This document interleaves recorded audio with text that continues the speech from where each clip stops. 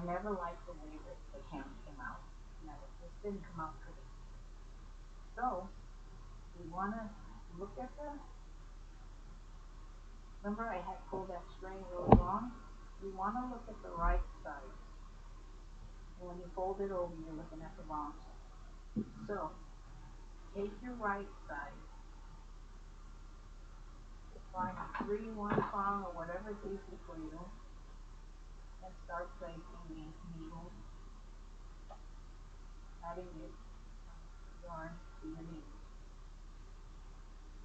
I found using the 3-prong tool goes a lot faster.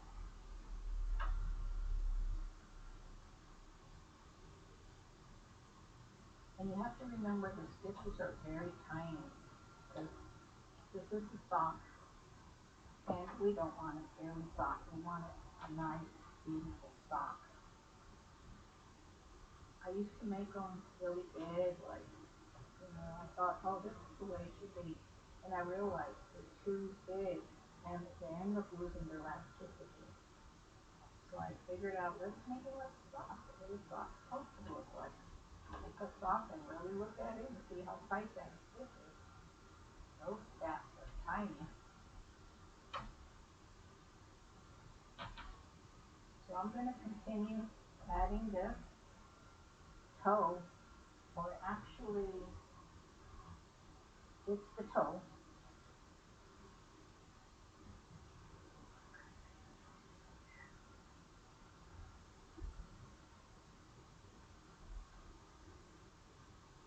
It's the heel and the toe.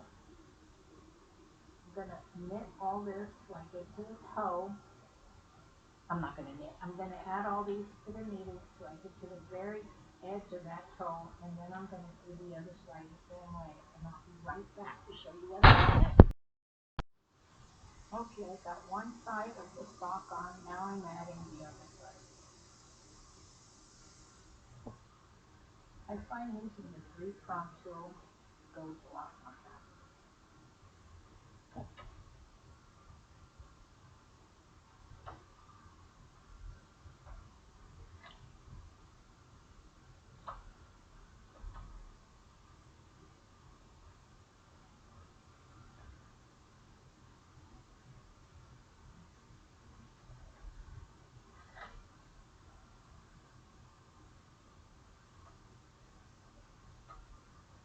So I will continue on the one side to the other side hasn't been done. I'll continue all the way till I get to that side, and I'll be right back. Okay, I've got all the needles set up. I folded, remember? So I've got one side, the back where the heel's at, and then I've got the front. They're both all in the needle. I haven't done the other side yet. Now I always get a long enough yarn so I can do just manual knitting. You can try to put your machine all the way. I don't take that chance. And another reason why I do it this way is I'm going to latch tool like I did the other one.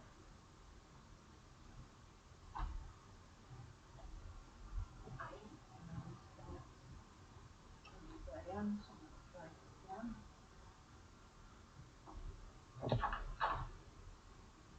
Sometimes you have to open up the latch.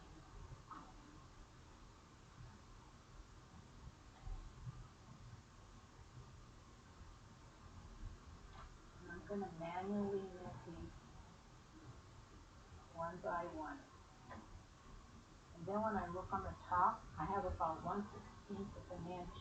I can pull that back and I can see 1/16 of an inch of a loop.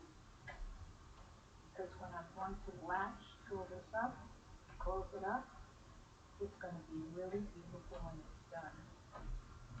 So I'm going to keep manually doing each and every one and keeping an eye on my loop, making sure that they're about 1/16 of an inch. I can see it right there. Okay, I'm ready to latch off. I've got plenty of yarn here. I don't need all that, but you can cut it if you like. So again, binding off, we'll pick up the last loop, place it behind the latch, remove it from the needle, and then go ahead and start latching that on. Once you get the know-how and you get the understanding of how to latch off binding, you will see how much more beautiful stitches will look. And it takes less bulk.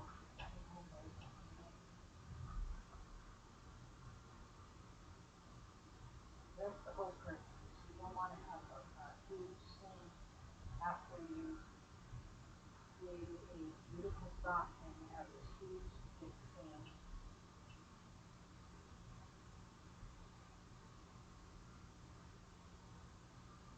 Match it up again, insert that into the loop.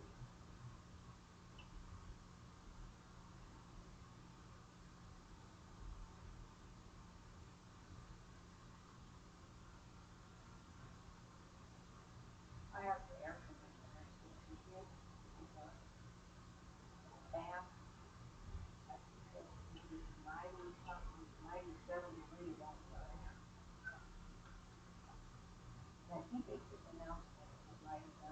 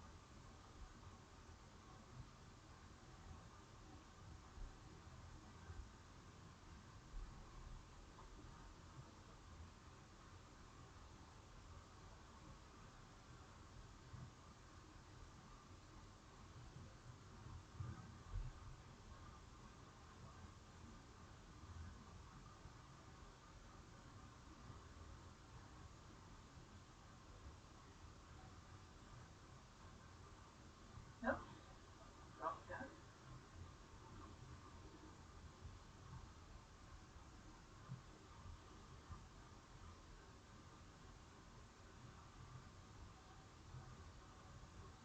I always think that when it comes to going to finish it all.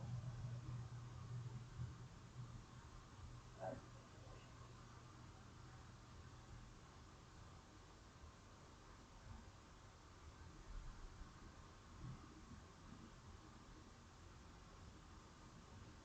that is all done. I'm not going to show you how I do the other side because you already doing that.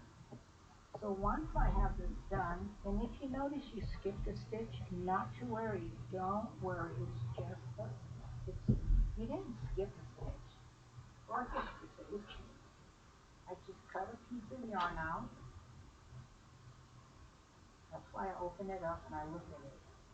Everything else is good. And it was just, I believe, 3 stitches, and that was probably because I didn't put them on the leaf right there. So you can get a long piece. I think this is short, and it's a longer one.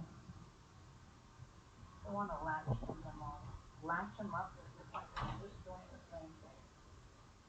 So open that up. Find where you skip those. Let's see how many are there. Looks like 3. No big deal. This can be fixed up so fast. Just make sure you're picking up the right side. I'm going to insert that. Pick up a stitch from in here. Get your yarn. Insert it. Make sure that your latch is open. Bring it through.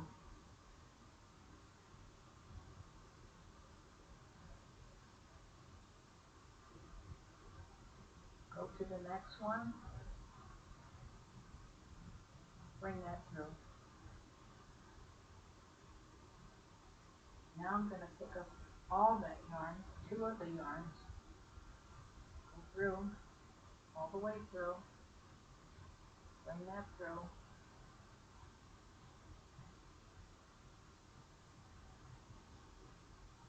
Open that up. Everything's closed up. That's that. Now I'm going to take that 1 yarn that I made short, pull that through. I'm going to open it up.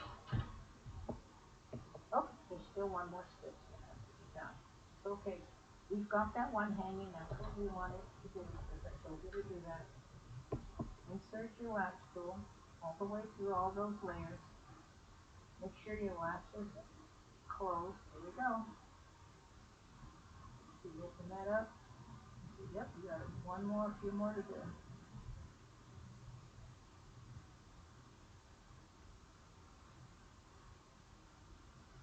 Make sure that I have a couple of them done more. Okay, everything is done. Now I'm going to pull that through. Remember that one that was long? Put my tape over it like this. Go all the way over here.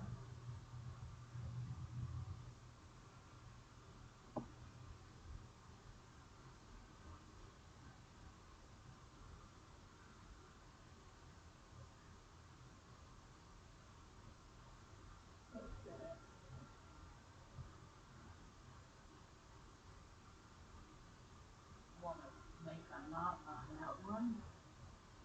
I want to go back to where that small short yarn is at.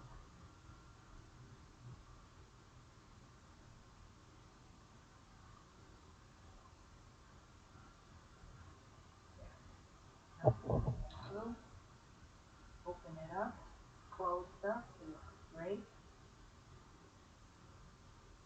That's what I wanted to overlap it just nice and tight. I mean, you could sew it too. I like latch doing that. Yep. Now I've got them both meeting at the right place. Now I can take that, up, tighten that up, tight. I'm going to make 1 more knot. Then you can trim that out. You could sew that in the height, it's all up to you. Open up your seam and look at that seam. That is seamless. And then you might want to wiggle that open. That will lay this flat.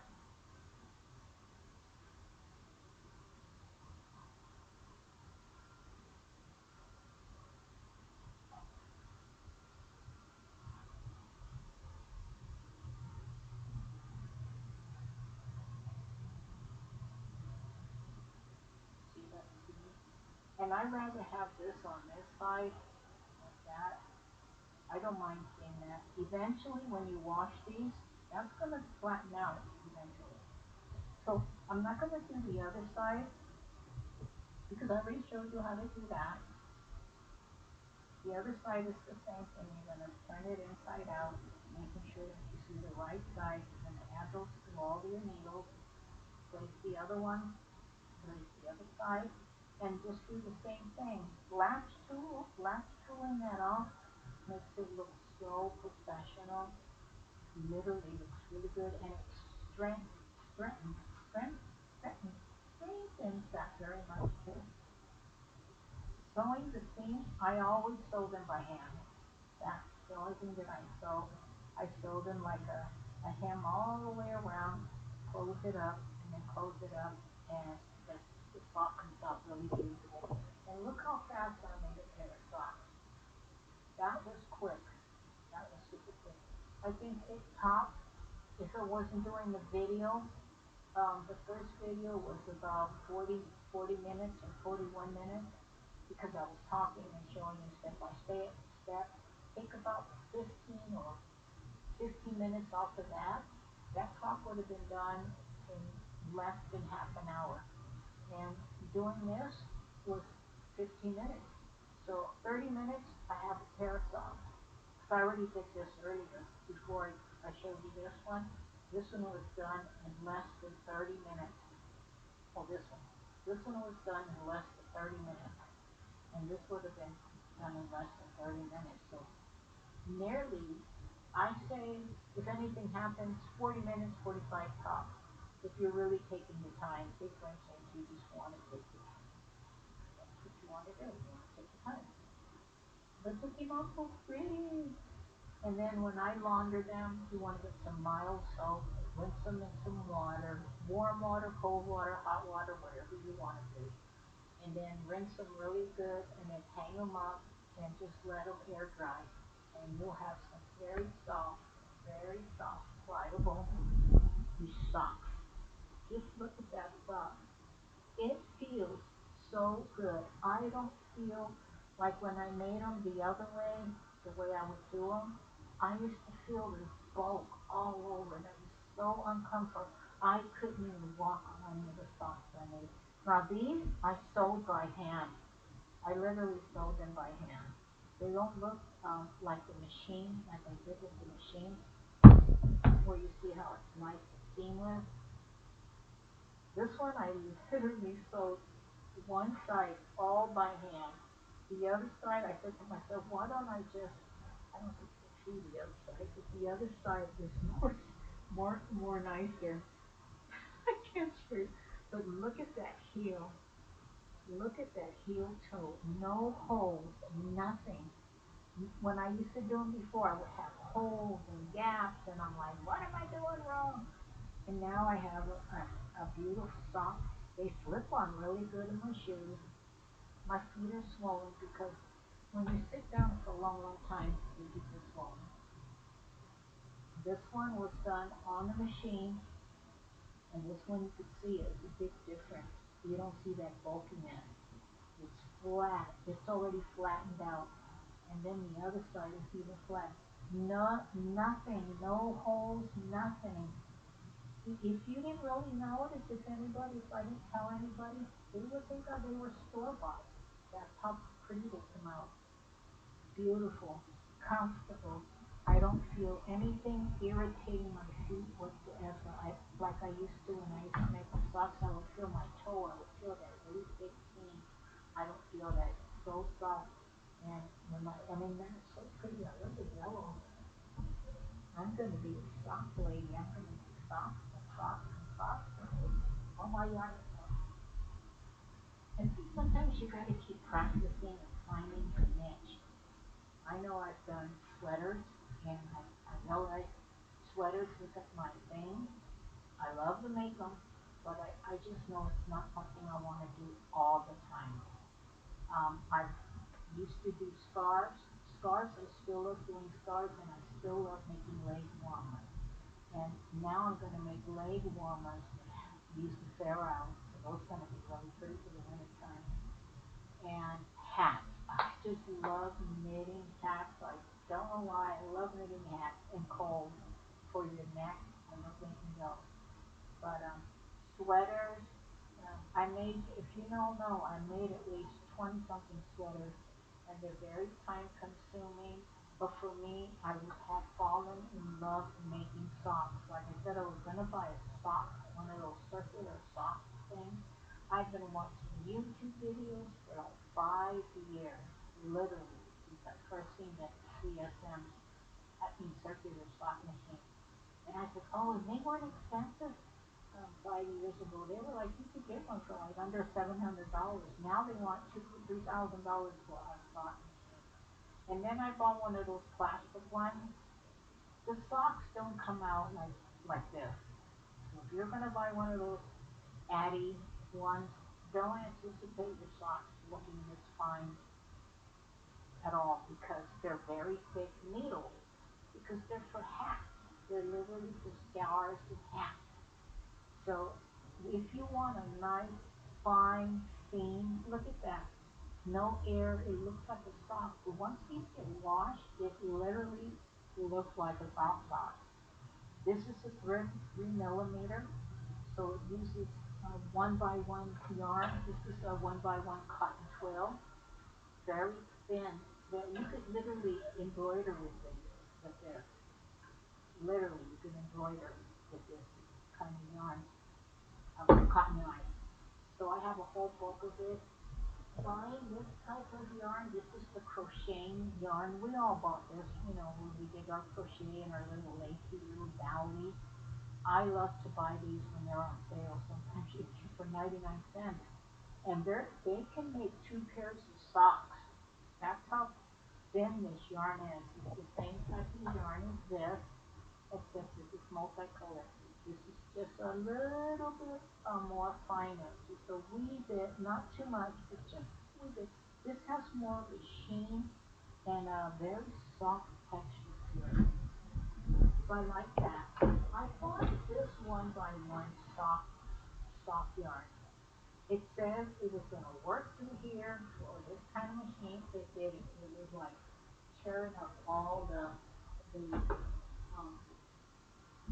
of it. Here's the more finer. This is the one I use for the songs that I made today. This is a very fine yarn. Feels luxurious. This is thinner than this,